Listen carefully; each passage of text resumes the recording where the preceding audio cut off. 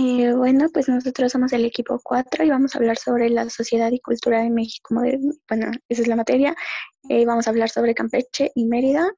Nuestro equipo está integrado por Chávez Jiménez Hatsiri, Galicia Gámez Giré, Hernández Miriam, Hernández Vargas Miguel y Magos Parra Luis Mario. Y pues yo, su servidora, Andrea.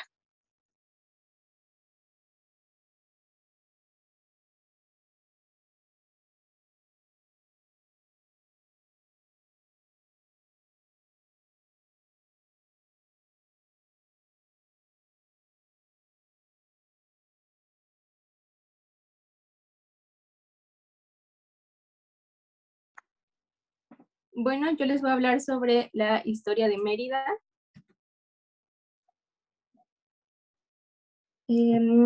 La ciudad fue fundada el 6 de enero de 1542 por don Francisco de Montejo el Mozo, quien la nombró Mérida porque las antiguas edificaciones prehispánicas le recordaban a las ruinas romanas que se conservan en la ciudad homónima de Extremadura, en España.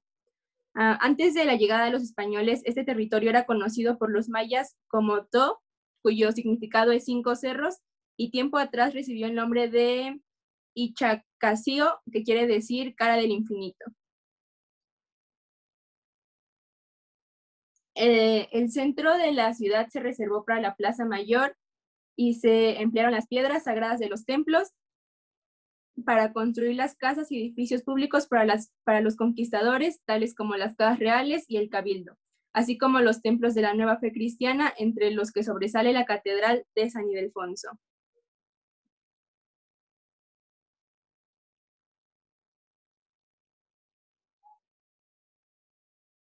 El 30 de abril de 1605, Felipe II, rey de España, otorgó a Mérida el título de muy noble o muy leal ciudad. En el siglo XVII llegó con cierta prosperidad económica y Mérida empieza a mostrar relativa madurez que se refleja en la aparición de las primeras haciendas, la llegada de frailes oficiales, comerciantes, artesanos, etcétera, quienes se sumaron a los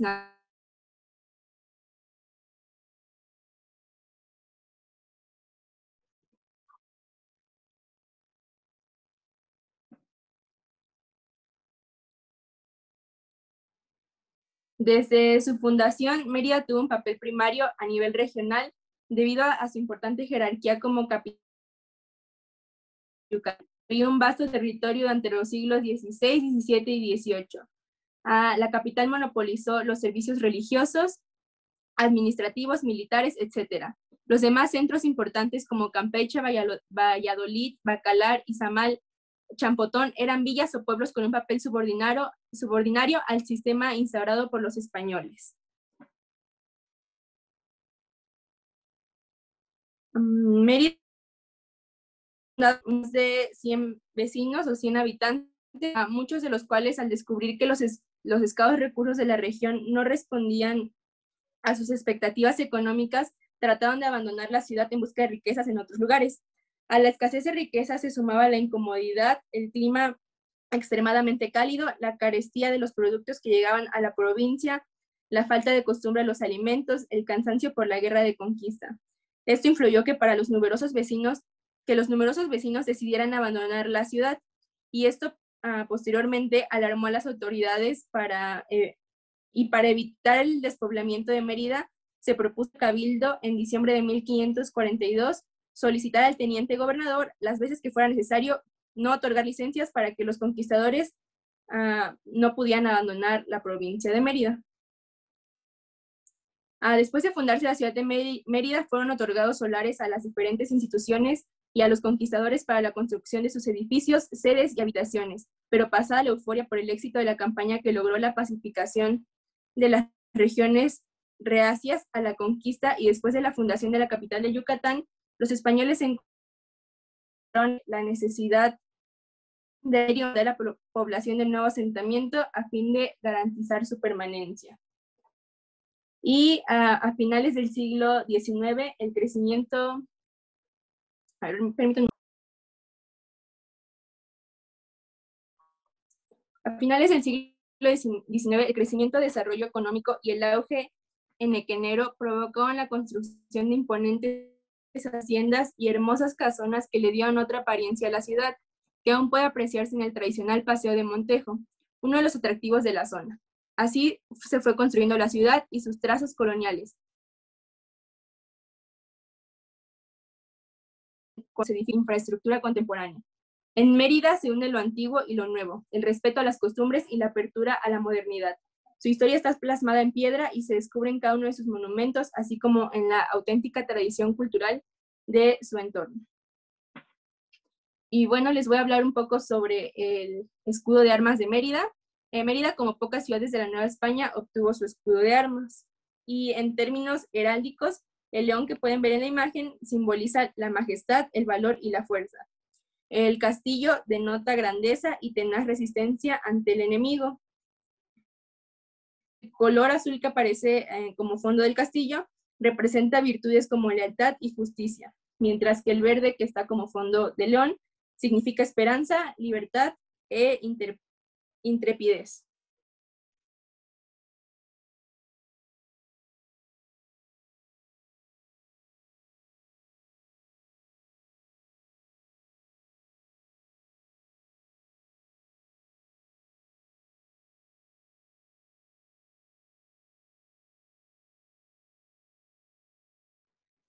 Profe, ¿puede aceptar a un compañero? Es que Sí, ya se tienen le... acceso. Gracias. Ya, profe, gracias. Bueno, yo les voy a hablar de la arquitectura en Mérida. Mérida es una sociedad que en su historia se cuenta a través de sus calles, supuesto que fue fundada casi 500 años por Francisco de Montejo, también sobre los restos de la ciudad maya, conocido como To, que esto según cuenta que estaba ya deshabitada cuando los españoles llegaron a esta zona, la que sigue.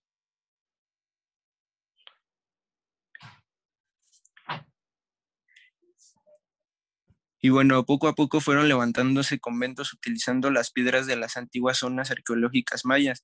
Un ejemplo de este, representativo de esta época, es la Catedral de San Ildefonso, que es un ejemplo representativo de esta época, ya que esta catedral es la primera levantada en tierra firme de toda América. Permítame.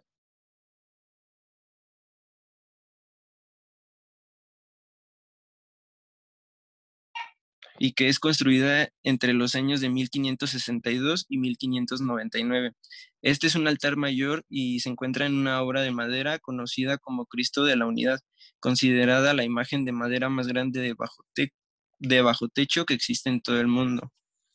Eh, ya después de algunos siglos, lo que fue durante el Porfiriato y a la par del esplendor de las haciendas enqueras, llegó a Yucatán las grandes casonas señoriales inspiradas en la arquitectura francesa e italiana, ubicadas en la avenida Paseo de Montejo, pues ya que ahí podemos encontrar varios ejemplos de estas casas llenas de lujos y fines detalles, pues en Yucatán ya era un ejemplo de progreso para el mundo, con avenidas, paseos, edificios, servicios de agua, luz y entre otras. También a un nivel ya comparable que en este entonces tenían los países desarrollados. Y por último, otro ejemplo es el Palacio de Cantón, que igual estaba ubicada sobre el Paso de Montejo. Este era un hermoso inmueble construido para el general Francisco Cantón Rosado, ya que era un gobernador de Yucatán y propietario en ese entonces de grandes haciendas ganaderas. Hoy actualmente esta mansión del siglo XX de estilo Beaux Art en la sede del Museo Regional de Antropología de Yucatán ya cuenta con fines acabados en yeso, mármol de diferentes tonos y columnas dóricas y jónicas que son una bella escalinata tallada en mármol blanco y además cuenta con jardines exteriores. La que sigue.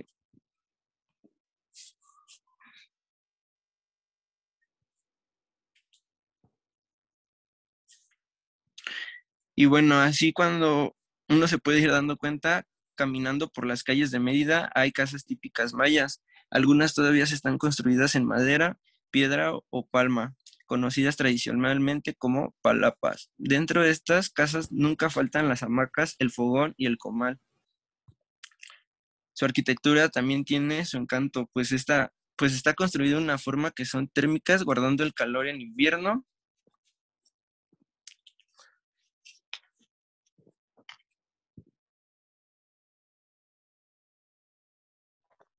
y además son frescas durante el verano, pues también cuentan con techos altos para que permitan una mayor circulación del aire. La que sigue.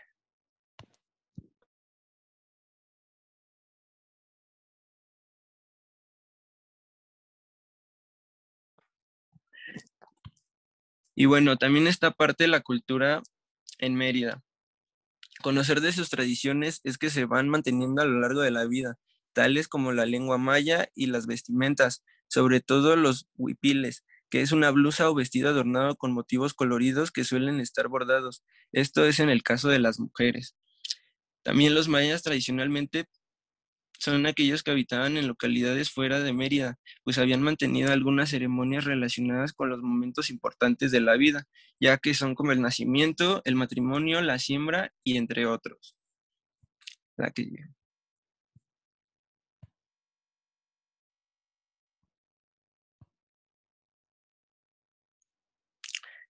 En el caso del nacimiento, para recibir a un nuevo miembro de la familia, recurren a las parteras, que eran mujeres mayas que acompañan a las embarazadas durante el parto de forma natural y cuentan con una certificación de la Secretaría de Salud de México para realizar sus actividades. También suelen realizar la ceremonia de Jexmec para que el recién nacido pueda adquirir habilidades mediante la presentación de utensilios relacionados con oficios como un martillo, coa, un libro, una aguja, etc. Las bodas mayas también son tradicionales, ya que se caracterizan por realizarse por un chamán y bajo un ritmo de la unión con la naturaleza. Pero por otro lado, también para honrar a los dioses relacionados con los elementos naturales sagrados, tales como el fuego, agua, tierra y aire, se realizan rituales antes y después de la temporada de cosechas.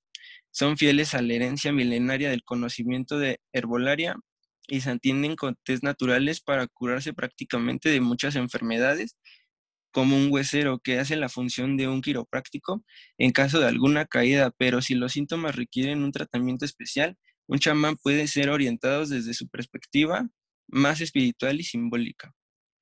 También varias de estas personas continúan dedicándose a las actividades agrícolas en sus propias parcelas, principalmente a la siembra de papaya y cítricos y a la apicultura, siguiendo la herencia artesanal, puesto que también se dedican a la elaboración de artesanías de madera y a realizar prendas típicas bordadas. En tanto, hay quienes trabajan como guías de servicios turísticos y hablan maya, español e incluso también el inglés. También hay hombres y mujeres mayas que han ido adaptando algunas costumbres recientes sobre las ciudades de Yucatán, pues estos ya no visten con ropa tradicional y se han incorporado a la tecnología y todas las modernidades para el hogar. Y pues claro, bueno, allá la familia sigue siendo el eje central de sus vidas, manteniendo los vínculos y la cercanía de elegir casa o construir. Y pues puede llegar a encontrarse en una misma calle viviendo toda la familia, ya sea abuelos, padres, hijos y hasta primos. La que sigue.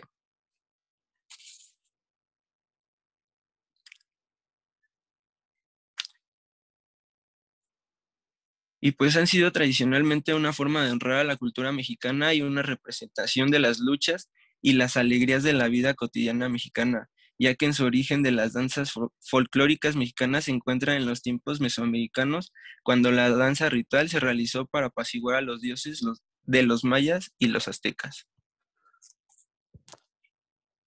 La que sigue.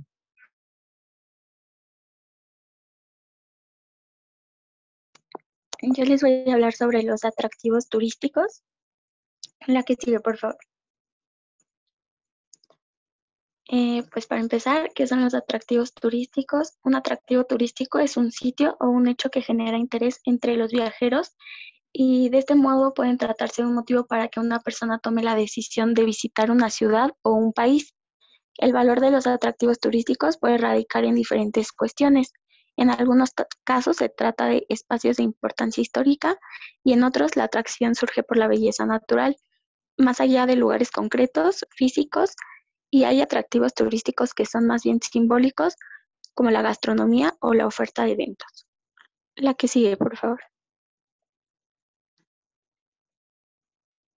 Uno de los principales atractivos turísticos que tenemos en Mérida es el Paseo del Montejo. Este extenso paseo es la avenida más importante y emblemática de Mérida y se construyó en la época de los yucatecos que los yucatecos denominaron la época de oro verde y es mejor conocida como el Enequén, que tras una temporada de grandes pérdidas económicas salvó prácticamente a la región y se convirtió en una fuente de empleo.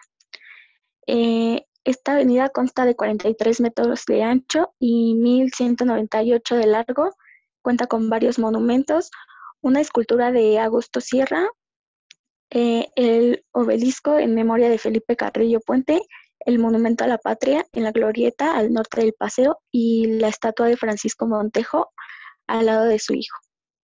La que sigue, por favor.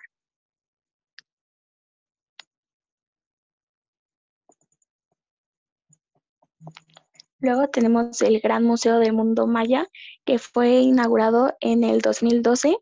El Gran Museo del Mundo Maya en Mérida se convirtió en el espacio cultural considerado como uno de los más importantes de América Latina por su acervo.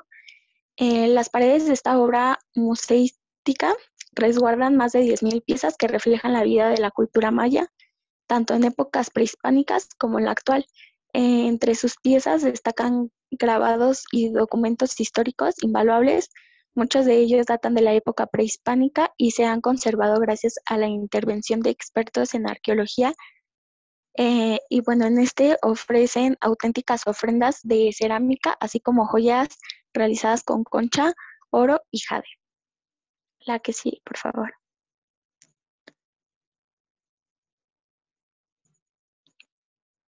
Después tenemos Chichén Itzá, que está localizado a 90 minutos de Mérida, Yucatán. Esta ciudad, cuyo nombre significa al borde del pozo de los Itzáes, la zona arqueológica de Chichén Itzá. Este complejo, declarado Patrimonio de la Humanidad por la UNESCO, desde la entrada de Chichén Itzá, es una de las nuevas 7 maravillas del mundo moderno. Se sabe que este sitio fue construido en el periodo posclásico maya, pero pese a ser uno de los centros ceremoniales más representativos de esta cultura, muestra claras influencias toltecas que pueden verse en la figura de Kukulcán, quien posee grandes similitudes con Quetzalcóatl. Ambas deidades son representadas por serpientes emplumadas y mientras el dios tolteca simboliza la vida y el fin de la misma, el dios maya desciende a la tierra durante cada equinoccio, lo que puede entenderse como volver desde el más allá. La que sí, por favor.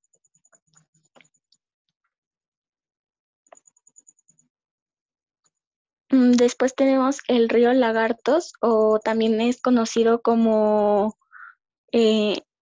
Las Coloradas. Los ríos Lagartos es una playa ubicada al oriente de la península de Yucatán, a 2 horas y 45 minutos desde la ciudad de Mérida y a 3 horas del Progreso. Dentro del río Lagarto se encuentran especies como faisanes, venados de cola blanca, jaguares y lagartos, y de ahí proviene el nombre. Fue declarado como refugio de fauna silvestre por el gobierno mexicano, siendo así un tesoro extraordinario. La que sigue, por favor.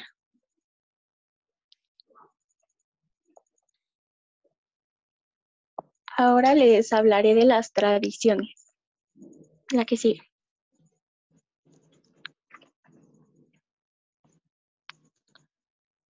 Las tradiciones es cada una de ellas con una pauta de convivencia que una comunidad considera dignas de constituirse y mantenerse de generación en generación.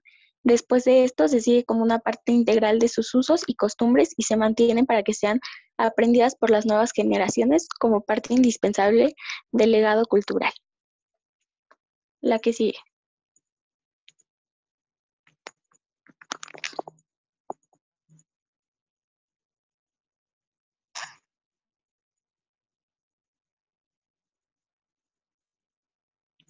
Dentro de las principales tradiciones que existen en Mérida está la fiesta de la Virgen de la Candelaria, que el Día de la Virgen de la Candelaria es celebrado por cofradía de los vasallos de Candelaria, quienes representan una danza inaudible, sentido propiciado a la fertilidad y fecundidad de la tierra. Por lo general, en estas celebraciones se aprovechan para promover la unidad comunitaria y familiar y honrar a María como la intercesora de Dios en el mundo. Puede definirse como una fiesta en la casa, no es estrictamente religiosa y se hace todo relativo al ambiente festivo, a la alegría. Se reparten en las iglesias unas velas amarillas que se llaman velas de alma, las cuales, según una antigua tradición llamada la fiesta de las candelas, representan las luces que alumbran el camino de la gente al nacer y al morir. Hay quienes las guardan en sus altares domésticos para usarlas en tormentas o crisis familiares que serán puestas en manos de la Virgen. La que sigue, por favor.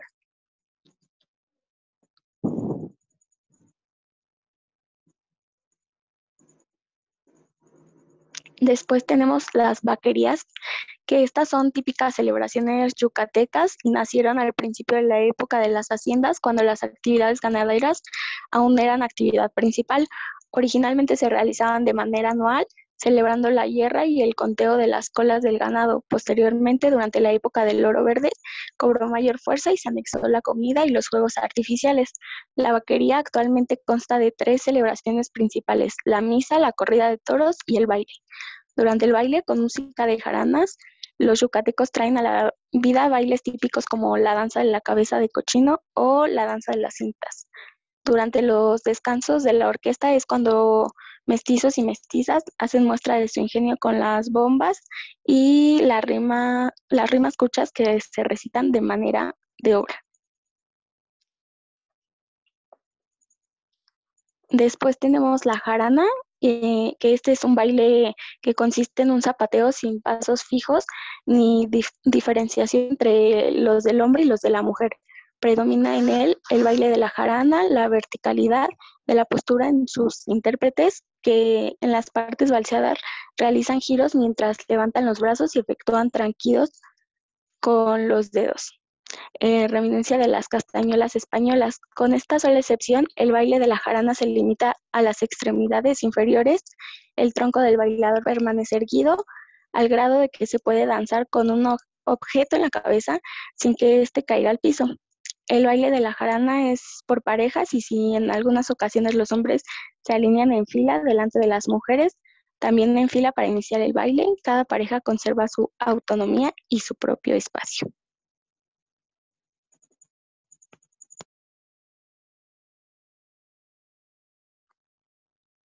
Bueno, yo también les voy a hablar sobre la gastronomía de Mérida. La cocina tradicional yucateca deriva básicamente de la cultura hispana y la cultura maya. Y los platillos más representativos son los huevos motuleños, que tiene como base una tortilla frita con frijoles refritos y encima un huevo estrellado, a lo que se le agrega una salsa preparada con tomate, jamón en cubos y chícharos. Y se acompaña también con plátano macho. Otros son los tamales colados, que la diferencia que tiene de los tamales que normalmente conocemos es que en este la masa se pasa previamente por un colador. También está la cochinita pibil, que es carne de cerdo adobada en achiote, envuelta en hoja de plátano y cocida dentro de un horno de tierra, usando una técnica prehispánica conocida como pip. Se acompaña con cebolla morada, naranja agria y chile habanero. También tenemos la sopa de lima, que es un caldo ligero de pavo o pollo aderezado con diversas especies como el orégano, el clavo y el comino. Y su ingrediente principal es la lima. También está el queso relleno, que es el queso de bola y se rellena a base de picadillo, de carne molida de cerdo, con pasas, almendras, aceitunas, alcaparras, pimiento y diversos condimentos mezclados en una salsa blanca. Y están también los papazules, que es un plato que consiste en tortillas de maíz rellenas de huevo cocido y bañados en una salsa verde de pepitas de calabaza y salsa de tomate en chile habanero. También está el agua de lima, el pozole con coco, el balche, las marquesitas, que son el postre típico de Mérida, que consiste en un barquillo envuelto de queso de bola y se le pueden agregar ingredientes dulces, y el dulce de papaya.